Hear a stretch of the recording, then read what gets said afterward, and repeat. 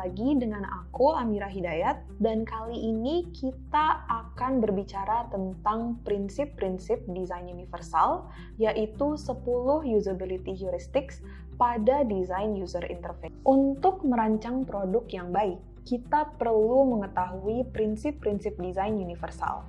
Dan salah satunya adalah 10 prinsip umum Jakob Nielsen untuk desain interaksi. 10 prinsip ini disebut heuristik karena mereka adalah aturan praktis yang luas dan bukan pedoman kegunaan khusus.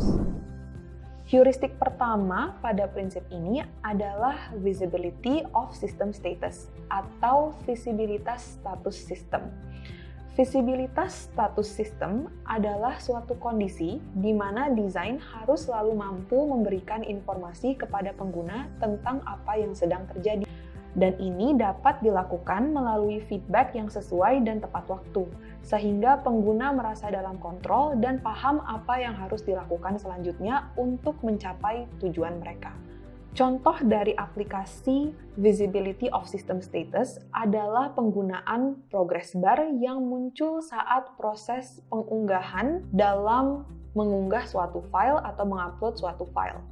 Pengguna dapat mengetahui kemajuan dari aktivitas mereka dengan adanya progress bar dan bisa mengambil tindakan secara cepat jika terjadi error. Contoh lainnya adalah tampilan web saat berbelanja online. Saat kita sedang membeli pakaian dari suatu toko atau e-commerce, kita akan memilih produk, lalu menambahkan produk tersebut ke keranjang atau cart. Coba bayangkan jika website yang Anda sedang gunakan tidak memberi informasi kepada kita bahwa stok barang dengan ukuran atau warna yang kita mau sedang habis. Pasti kita merasa seperti telah membuang-buang waktu. Sistem pada contoh, yaitu e-commerce, website e-commerce, perlu memberitahu ukuran apa saja yang masih tersedia dan warna apa saja yang telah habis. Ketika pengguna mengetahui status sistem mereka, mereka mempelajari hasil interaksi mereka sebelumnya dan dapat menentukan langkah selanjutnya. Interaksi yang dapat diprediksi menciptakan kepercayaan pada produk dan juga merek, sehingga produk tersebut dapat meningkatkan pencitraannya dan juga mengattract lebih banyak user. Heuristik kedua adalah match between system and the real world, atau kecocokan antara sistem dan dunia nyata. Desain yang baik perlu memberikan informasi yang mudah dipahami oleh pengguna dan menggunakan bahasa yang sehari-hari digunakan dengan konsep yang familiar. Hal tersebut dilakukan untuk menimbulkan kepercayaan bagi mereka. Contoh implementasi heuristik ini yang sering kita temukan adalah pada desain antarmuka aplikasi kalkulator dan kompas. Jika kamu lihat kepada deck, kalian bisa melihat aplikasi kalkulator dan kompas pada umumnya menyerupai bentuk objek aslinya di dunia nyata.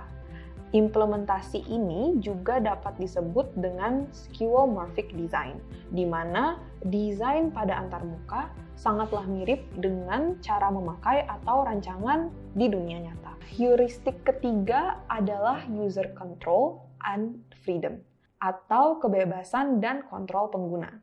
Sebuah desain perlu mampu memberikan kendali dan kebebasan kepada penggunanya. Contoh dari heuristik ini adalah fitur undo dan redo yang terdapat di berbagai macam aplikasi editor seperti Google Docs, TextEdit, atau Microsoft Word. Yang keempat adalah standards dan konsistensi atau standar dan konsistensi.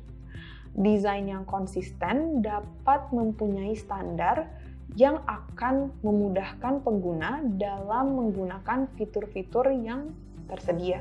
Konsistensi dapat diterapkan dalam warna, bahasa, elemen desain, dan hierarki font saat merancang user interface.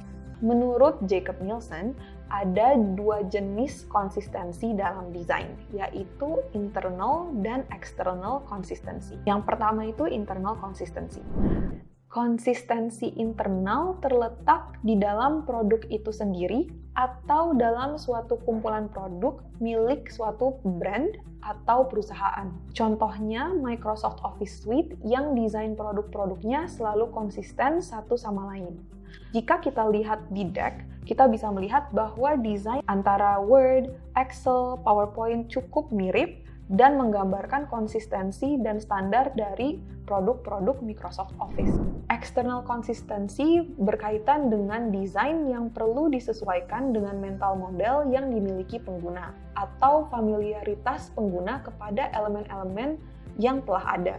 Contoh heuristik ini adalah letak beranda atau home. Icon atau teks beranda atau home pada sebuah website umumnya berada di sisi kanan atas untuk menyesuaikan dengan mental model yang sudah familiar kepada pengguna.